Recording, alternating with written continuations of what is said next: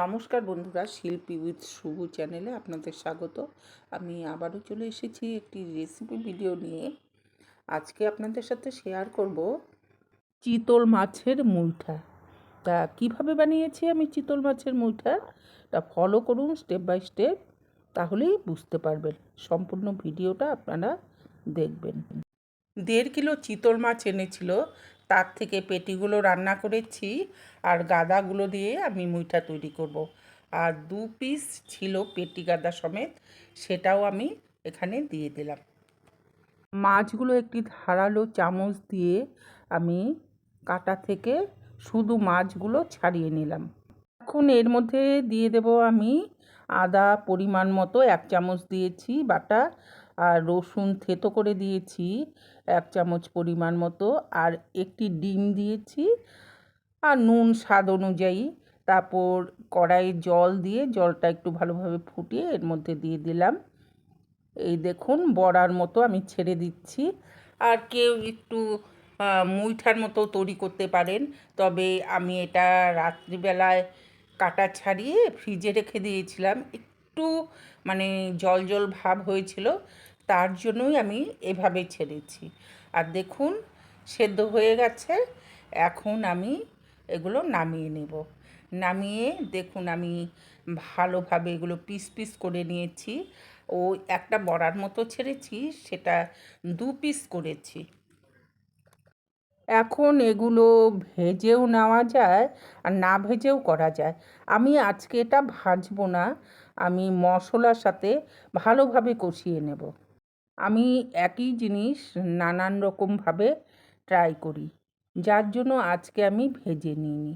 আর ওদিকে কড়াই বসিয়ে দিয়েছি গ্যাস ওভেনে, তার মধ্যে পরিমাণ মতো তেল দিয়েছি। দেখুন তেলটা একটু বেশি লাগবে। এর মধ্যে জিরে ফোড়ন, তেজপাতা আর 2টো শুকনো লঙ্কা দিয়েছি।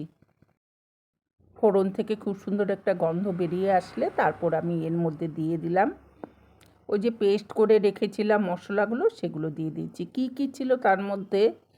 2টো মিডিয়াম সাইজের পেঁয়াজ, 5-6টা কাঁচা লঙ্কা, আর 1 চামচ আদা বাটা, 1 চামচ রসুন বাটা, 1 চামচ জিরের গুঁড়ো, আর 1 চামচ ধনের গুঁড়ো।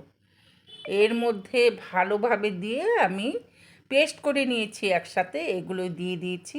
আর পরিমাণ মতো হলুদ আর কাশ্মীরি লাল লঙ্কার গুঁড়ো দিয়েছি 1/2 চামচের মতো।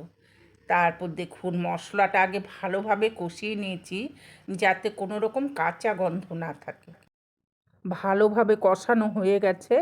এখন আমি এর মধ্যে সামান্য মিষ্টি দিয়ে দিলাম, আর পরিমাণ মতো নুন দিয়েছি। আর তারপর গরম জল করে রেখেছিলাম, সেটা আমি দিয়ে দিলাম এখানে। বেশি ঝোল রাখবো না, একদম মাখো মাখো করব, যার জন্য অল্প পরিমাণ আমি ঝোল দিয়েছি। এখন আমি 5 মিনিটের জন্য এটা ঢেকে দেব। 5 মিনিট পর ঢাকনাটা তুলে নিলাম। দেখুন কতটা সুন্দর লাগছে দেখতে। এখন এর মধ্যে 1/2 চামচ গরম মশলা আমি দিয়ে দিলাম। গরম মশলাটা না আমরা বাড়িতেই তৈরি করি, আর খুব সুন্দর একটা গন্ধ হয়। এখন একটু নাড়াচাড়া করে আমি গ্যাস ওভেনটা অফ করে দিব, কারণ হয়ে গেছে। কত সুন্দর লাগছে দেখতে। আপনারা না এভাবে তৈরি করবেন বাড়িতে, দেখবেন অসাধারণ হয় খেতে। এর মধ্যে কিন্তু আমি কোনো রকম আলু দিইনি, আপনারা চাইলে আলু দিয়েও করতে পারেন। কেমন লাগলো আপনাদের কাছে আমার এই চিতল মাছের মুইঠা রেসিপিটা? অবশ্যই কিন্তু কমেন্ট করে জানাবেন, আমি অপেক্ষায় থাকব। আপনাদের সাথে আবারও দেখা হবে পরবর্তী অন্য কোনো ভিডিওতে। আপনারা ভালো থাকবেন, সুস্থ থাকবেন, নিজের স্বাস্থ্যের প্রতি খেয়াল রাখবেন। এখানে এই ভিডিওটা শেষ করছি। টাটা।